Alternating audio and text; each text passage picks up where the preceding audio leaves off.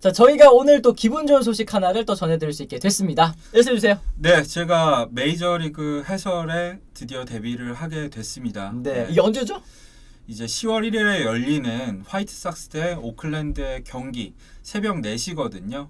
뭐 TV로는 시청할 수가 없지만 인터넷으로는 여러 매체를 통해서 송출이 될 예정이니까요. 많은 시청 부탁드리겠습니다. 네, 많은 관심 좀 부탁드리고요. 드디어 이 데뷔를 가진 이 이현우 기자에게 또 응원의 메시지도 많이 부탁드리도록 하겠습니다. 고맙습니다. 감사합니다.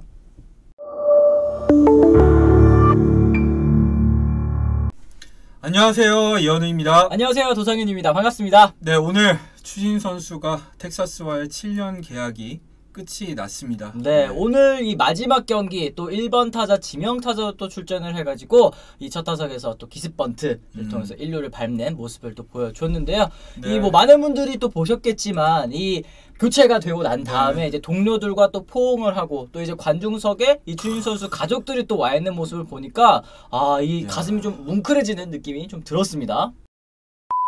사실 이날 추신 선수의 컨디션은 정상이 아니었습니다. 뭐 이미 다 기사를 통해서 대부분 분들이 들으셨겠지만 배트를 쥘 수도 없는 상태였다고 해요. 그러니까 이제 이 진통제를 또 맞고 네. 이 마지막 한 경기라도 또 출전할 수 있겠느냐, 또 진통제를 맞고 출전할 수 있겠느냐, 이제 팀 닥터에게도 또 물어보고 이제 3루 코치죠. 이 3루 코치와 경기 전에 또 이제 번트 연습을 또 엄청 많이 하면서 이 마지막 경기를 또 데뷔를 했다고 합니다. 네, 그래서 이제 메시지를 전하고 싶었던 거죠. 이제 나는 야구를 정말 사랑하고 이제 경기를 뛰고 싶었고 이제 어린 선수들도 보면서 이제 귀감이 되는 그런 걸 전하기 위해서 출전을 감행해서 정말 아름다운 텍사스와의 마무리를 지었는데요. 네. 그러니까 이게 어떻게 생각해보면 사실 올 시즌에 뭐 시즌을 포기한 선수들, 뭐 일찌감치 시즌을 포기한 선수들도 있지만 이 스트로먼 선수라든지 혹은 이제 이 얼마 전에 시즌 포기를 선언한 이 안드렐톤 시몬스 선수라든지 아직 시즌이 남았음에도, 그리고 이제 뭐 코로나 때문에 걱정이 된다, 뭐 요거 외에도 또 다른 이유가 있는 거 아닌가 이렇게 생각하면서 시즌을 포기한 선수들이 있었는데, 이 추신 선수는 이 부상 중인데도 불구하고 이 마지막 한 타석을 텍사스에서 또 소화하고 나가고 싶다는 이 마음가짐 하나만으로 이 끝까지 최선을 다한 모습이 좀 감동적이었습니다. 네, 진짜 베테랑으로서 귀감이 되는 선수라는 점을 다시 한번 느꼈는데요. 네. 이 우드워드 감독이 지명타자 겸 1번 타자 출전을 권유했다고 하더라고요. 원래는 몸 상태가 워낙 안 좋다 보니까 대타로 한 타석 들어서면 다행이겠거니 생각을 했는데 이거 배려죠.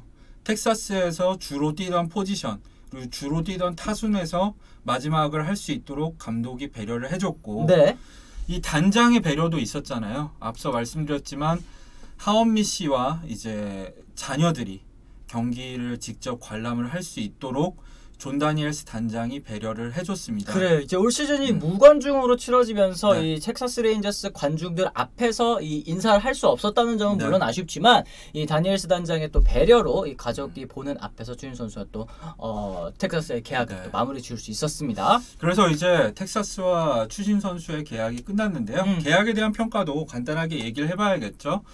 추신 선수는 2013년에 신시내티에서 커리어 하이를 기록하고 2014년 되기 전에 텍사스와 7년 1억 3천만 달러에 달하는 엄청난 계약을 맺었습니다. 네, OPS는 0.792로 살짝 0.8이 안 됩니다. 근데 이제 WRC 플러스라고 하죠. 조점 득점 창출력으로 봤을 때는 111, 평균이 100이니까 평균 이상의 타격은 확실하게 보여줬다고 할 수가 있겠고요. 근데 아쉬운 점은 이 추신수 선수가 또 이 수비가 이 또 나가지 못하는 선수였고 또 수비가 좋은 편이 아니었다 보니까 이 WAR로 봤을 때는 조금 많이 부족한 부분이 있었죠, 사실. 이게 대체 선수 대비 기여 승수잖아요. 근데 수비도 많이 반영이 되는 지표이다 보니까 WAR에서 이 수비 부분에서 마이너스 때문에 좀 손해를 본 케이스라고 할 수 있겠는데 베이스볼 레퍼런스 기준으로 WAR은 8.4승을 그리고 팬그래프 기준으로는 8.8승을 기록을 했습니다. 이게 팬그래프에서는 WAR 1승당 가치를 이제 가장 선수 페이지 제일 하단에 제공을 하고 있어요. 추신 선수 같은 경우에는 지난해 기준으로 했을 때 WAR 1승당 대략 820만 달러 정도가 나오더라고요. 그리고 2014년 처음 시작했을 때는 약 750만 달러로 계산이 되는데요. 이렇게 했을 때 약 7천만 달러 어치의 활약을 펼쳤습니다. 뭐 냉정하게 얘기해서는 뭐 이 계약을 받은 만큼의 활약은 좀 냉정하게 하지 못했다라고 볼 수 있겠습니다. 2018년, 19년 이 두 시즌 동안 베테랑으로서 정말 많은 일을 했고 실제로 생산력도 괜찮았었으니까 이런 평가를 받을 수 있었던 것 같고요. 근데 돈값에 미치지 못했던 거는 역시 계약 초반 얘기를 해야겠죠. 2014년 추신수의 계약 첫 해에 성적이 정말 안 좋았습니다. WAR이 0.4승에 불과했잖아요. 그렇죠. 그리고 또 그 이후에 2015년에는 물론 잘했습니다만 그 이후에도 뭐 자잘한 부상들이 또 있으면서 추신 선수가 계약 초반에 좀 어려움을 겪었었던 점이 좀 아쉬운 부분이 아닐까 하는 생각이 좀 듭니다. 근데 뭐 3년 정도는 정말 돈값을 했다고 할 만한 활약을 펼쳤는데 역시 2015년 얘기를 해야겠죠. 이때 저희가 아프리카 TV에서 공식 중계를 했었거든요. 네, 저희가 시즌 초반에는 진짜 이 추신 선수가 막 이 타율이 막 뭐 1할 몇 푼 몇 리 이렇게 내려와가지고 이거 망했다. 이거 추신 선수 큰일 났다. 이렇게 생각을 했었는데 우리 중계도 망하게 생겼다. 이렇게 생각을 했는데 추신 선수가 이제 점점 상승 곡선을 그리고 이 여름이 또 다가오자마자 엄청난 이 폭발력을 보여주면서 추신 선수의 상승세와 함께 또 텍사스 레인저스도 가을 야구에 갈 수 있는 이 추진력을 얻을 수 있지 않았습니까? 네, 특히 후반기 성적을 말씀드리자면은 타율이 3할 4푼 3리였어요. 거기다 홈런도 11개나 때려냈고 OPS도 1이 넘었었으니까 정말 엄청난 활약이었거든요. 저는 생각나는 게 추신수 세트라고 있었어요. 이거 저희가 만든 게 아니라 시청자분들이 그때 만들어준 건데 1안타 1볼넷 1땅볼 그거 있잖아요. 1삼진까지 네네네. 이렇게 맞추는 게 있었는데 1할 이게 2할 오픈이고 세트가 완성이 되면 2할 오픈이고 이게 디럭스 세트는 여기 이제 1안타가 홈런일 경우에 홈런일 때도 있고요. 맞습니다. 또 그 추억이 진짜 추억이 생각이 나는데요. 어쨌든 2018년 19년 얘기도 하자면은 2018년에 21홈런 치고 뭐 2019년에는 24홈런으로 지난해였잖아요. 만 37세의 나이로 홈런 부분 커리어 하이를 세우기도 했고 이 기간 동안 최초로 올스타에 선정되기도 했고 그렇습니다. 정말 멋진 활약을 베테랑으로서 펼쳤었는데 올해가 단축 시즌으로 치러진 게 정말 아쉽습니다. 그래서 그렇죠. 그러니까 이 추신 선수가 또 연속 출루 기록도 또 새로 쓰기도 했었고 참 이 텍사스에서 어쨌든 남긴 족적들이 그래도 없지는 않다 말씀드릴 수 있을 것 같은데 이 올 시즌이 끝나고 나서 사실 존 다니엘스 단장이 그런 얘기를 미리 했잖아요. 이제 유망주들이 있는 포지션의 베테랑과는 계약하지 않겠다 이렇게 얘기를 하면서 추신수 선수와 텍사스와의 결별도 좀 어느 정도 예정이 되어 있는 것 같습니다. 그렇게 예정이 되어 있기 때문에 또 한편으로는 이런 대우를 나름대로 해준 거죠. 팀의 베테랑 선수이자 어쨌든 클럽하우스 리더를 보내는 거를 소홀히 할 수가 없었던 거고 이런 걸 또 텍사스 선수들이 보고 또 이제 텍사스에 대한 어떤 소속감을 느끼기도 하니까요. 맞습니다.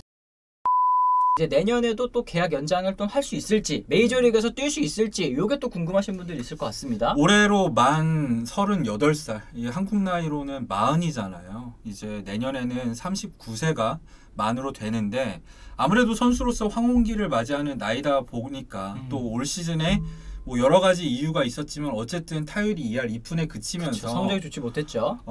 이 메이저리그 커리어가 마지막이 아닌가 하는 생각을 우리도 하고 추신수 선수도 하고 있는 것 같아요.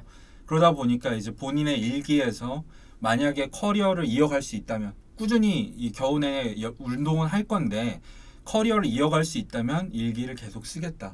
이렇게 마무리를 했잖아요. 맞습니다. 추신 선수가 커리어를 이어갈 수 있었으면 정말 좋겠습니다.